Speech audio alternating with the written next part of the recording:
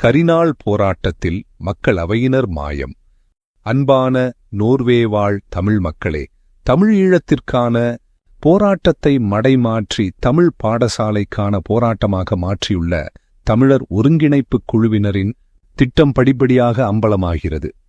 பாடசாலையை கையகப்படுத்தும் சதித்திட்டத்துடன் நீண்டகாலமாக திட்டமிட்டு மக்களை இரண்டாக பிரித்து செய்த நாடகத்தின் அடுத்த கட்டமாக கலைப்பண்பாட்டுக் கழகத்தை உருமறைப்புச் செய்து கனதியான திட்டமிடலுடன் பொங்கல் விழாவை தெளிவாக திட்டமிட்டு பாரிய பரப்புரைகள் செய்து அது பிசுபிசுத்துப் போனதும் அறிந்ததே.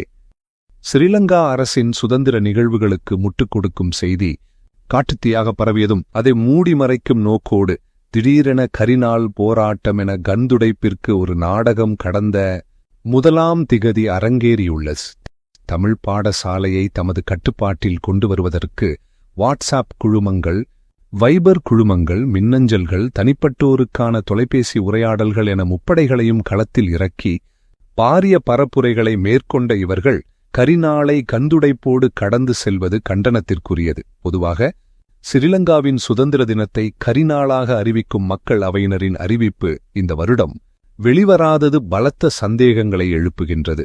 மக்கள் அவையை இயங்கவிடாது தடுத்து நிறுத்திவிட்டார்களா? மக்கள் அவையினர் எங்கே? மக்கள் அவையினரை தமது முழுக்கட்டுப்பாட்டில் கொண்டு வந்துள்ளார்களா? விடையில்லாத பல கேள்விகள் நீண்டு செல்கின்றது. ஸ்ரீலங்காவின் நிகழ்ச்சி நிரலை மிகவும் கச்சிதமாக நிறைவேற்றும் தமிழர் ஒருங்கிணைப்புக் குழுவினரின் நடவடிக்கைகள் அனைத்தும் மர்மமாக இருக்கின்றது. காலம் விரைவில் இவர்களின் உண்மை முகத்தை மேலும் மேலும் வெளிக்கொணரும் என உறுதியாக நம்பலாம். வாய்மையே வெல்லும், நேர்மையுடன் நியாயத்தின் பக்கம் நிற்கும் பெற்றோர் குழு